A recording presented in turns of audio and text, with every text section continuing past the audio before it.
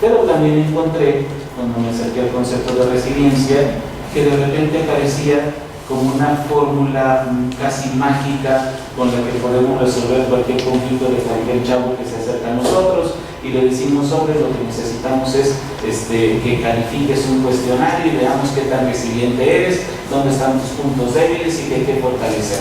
Que puede ser un instrumento útil siempre y cuando lo percibamos en esa otra dimensión del inédito. Si lo aplicamos nada más como una formulita mágica, como un cuestionario, creo que caemos en una lógica barata con un alto nivel de fracaso a futuro, es decir, sin mucha consistencia para poderse aplicar de una manera más dinámica, más abierta. Sobre todo, recupero la idea pensando en que la sociedad que nos toca trabajar, que nos toca abordar como profesionistas, como instituciones, como padres, como sujetos, es una sociedad de alto contraste bastante compleja.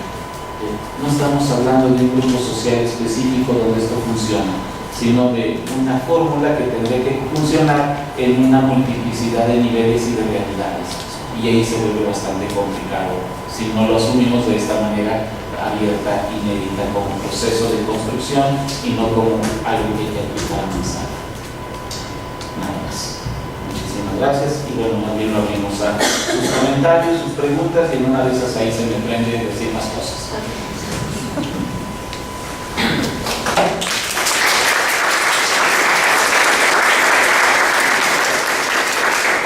Yo solamente vengo a pasar el micrófono, así es que preguntas, dudas, comentarios.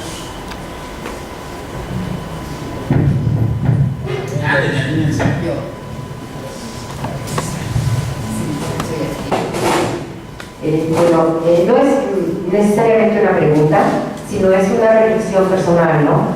Escucho hablar sobre fortaleza, sobre resiliencia, formas de vida, grupos sociales, niños, mujeres y jóvenes. ¿Y dónde quedamos ya los adultos de más de 50, 60 años, ¿no? Que para nosotros no hay esta parte de la resiliencia, por un lado. O sea, siento que estamos olvidándonos de una gran parte de nuestra sociedad, en donde en unos años vamos a ser la mayoría. No, los adultos mayores vamos a ser la mayoría, vamos a ser mucho más adultos mayores que jóvenes y niños. Y bueno, desde el comercio, ¿no? Los mensajes que se dirigen muchas a la niñez y a la adolescente para atraparlos, el discurso se dirige a ellos. Y desde esta parte también, que a mí me inquieta un poco, decir, bueno, ¿dónde estamos también nosotros? Que tenemos mucha vida por delante y que también muchas veces necesitamos de recursos, ¿no? Y de ser vistos. Porque tal parece de que no, ya tú no estás tomando en cuenta de toda esta parte del cambio social, ¿no? Y bueno, no sé si sea una percepción mía por mi propia necesidad en mi propio momento de vida, pero sí lo he escuchado, o sea, jamás habla en estas cosas del adulto. Y aquí estamos y somos muchísimos. Sí, yo creo que tiene que ver más bien con cómo se convocó el tema. Sí. Que haya sido excluido este asunto de la adultez. Y por otro lado, es muy interesante, la psicología de las edades, hoy lo que encontramos es la desaparición de la edad madura, por eso hago bromas con la edad madura. Es decir, hay una tal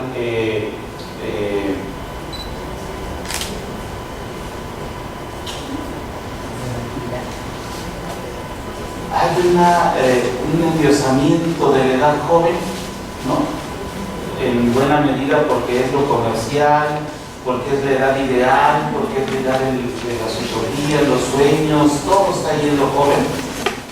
Mientras, y es un doble discurso, mientras los medianamente adultos cuestionamos y restringimos la actividad del joven simultáneamente, pero por otro lado nos queremos mantener en la juventud, ¿no?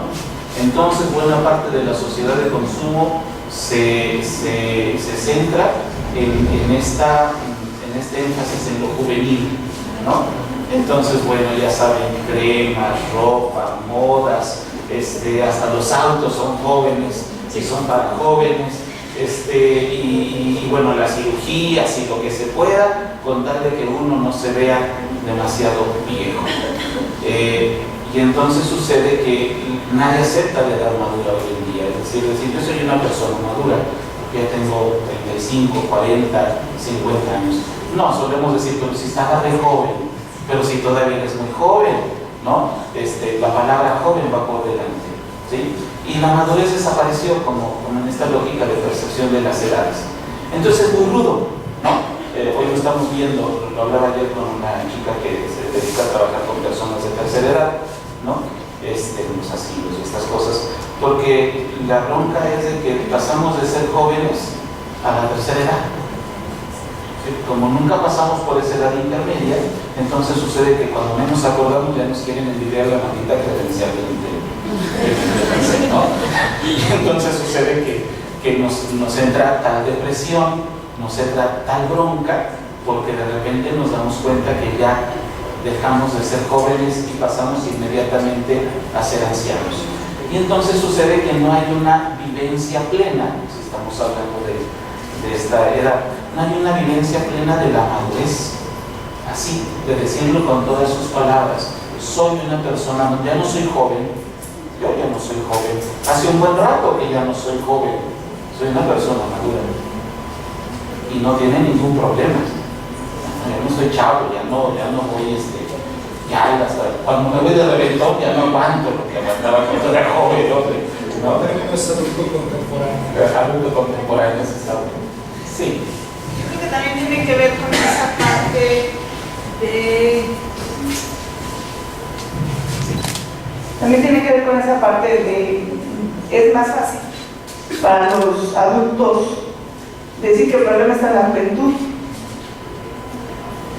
cuando los que somos responsables de muchas de las situaciones que nos vienen a la juventud somos nosotros. Claro. Entonces es más fácil decir, hay que atenderlos a ellos, son el símbolo, son la parte que está ahí. Y yo creo que ahí nos estamos modificando a nosotros mismos, porque no podemos reconocer los problemas que tenemos nosotros. Y entonces es más fácil ver lo que está en el otro que lo que está en mí. Es que hasta para intentar resolverlos tendríamos que ser adultos, pero como estamos jóvenes. Exacto, porque si eres adulto, ya no se supone que eres maduro, que no tienes problema. Pero la sociedad la componemos todos. En ese doble sentido de la forma en que asumimos la responsabilidad de lo que debimos haber resuelto y nunca pudimos hacerlo, es lo que decimos de asumir que fracasamos generacionalmente en la tarea de heredar un mejor futuro para nuestros hijos, como de alguna manera lo intentaron nuestros padres.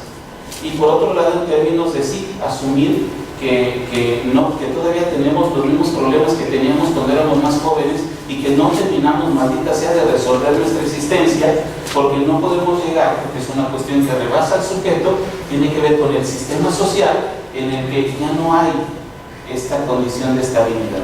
¿Se acuerdan que antes uno trabajaba para llegar a tener una condición estable? Se casaba uno para tener una relación estable. Uno no dejaba el trabajo, se mantenía al pie del cañón porque eso era signo de estabilidad. Hoy eso es altamente condenado por muchas teorías psicológicas, incluso porque lo que te pasa es resistencia al cambio, hijo. ¿No?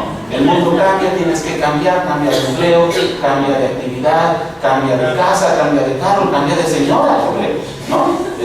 ¿Por qué? Porque todo cambia y es una apuesta por el cambio, en la vorágine de los cambios, donde aquel que busque estabilidad se ve viejo, se ve obsoleto, te alcanza el bote de la basura de la obsolescencia, decía por ahí algún autor, ¿no? Y entonces tienes que correr, y entonces nunca terminas de madurar, nunca terminas de estabilizarte en esa noción de estabilidad que estaba asociada efectivamente a la madurez, y entonces sucede que efectivamente cuando menos acuerdas, ya estás viejo, nunca maduraste, nunca estabilizaste.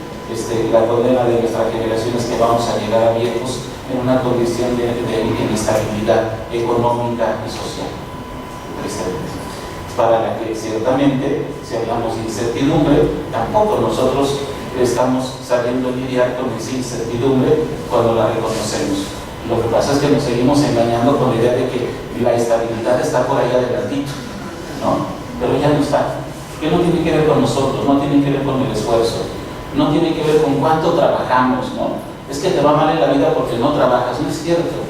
La gente que le va mal igual trabaja un montón y no le va bien en la vida porque tiene que ver con condiciones que escapan al sujeto, que tiene que ver con la economía, con la sociedad, con otros 20.000 factores que no dependen del esfuerzo personal, ni de la claridad personal, ni de la inteligencia personal.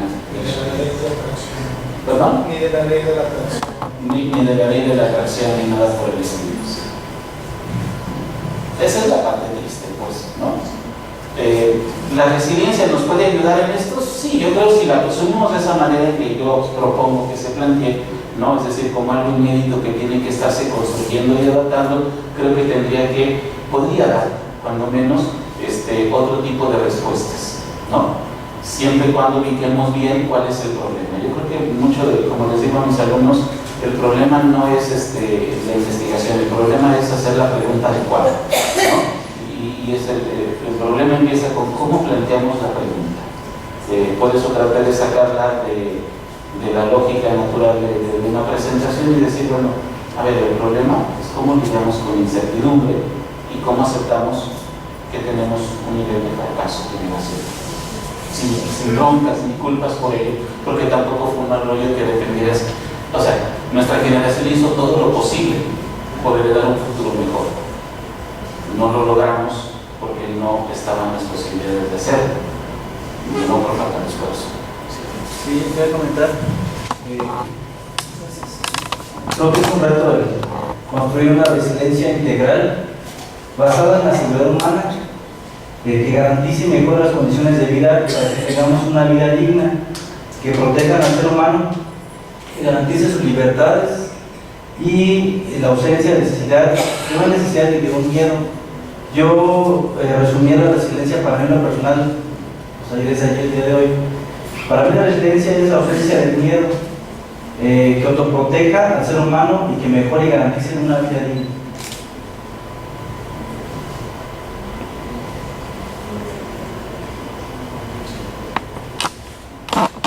No sé si la ausencia del miedo sea del todo buena y resiliente, ¿no? Porque en todo caso es como negar, como esto que decía yo de la incertidumbre, ¿no? Funciona cuando están las condiciones para que funcione. Sí, hubo generaciones que le apostaron a que el futuro era posible, que existía y ordenaron su existencia y más o menos después vienen en esa idea utópica de un futuro posible. No sé qué tal nos vaya cuando decimos no hay futuro, y eso por supuesto da miedo. La verdad es que hay una forma, creo, más resiliente de enfrentar el propio miedo, es decir, en términos de experiencia y en términos de asumir que existe, aceptar que existe y enfrentarlo como tal.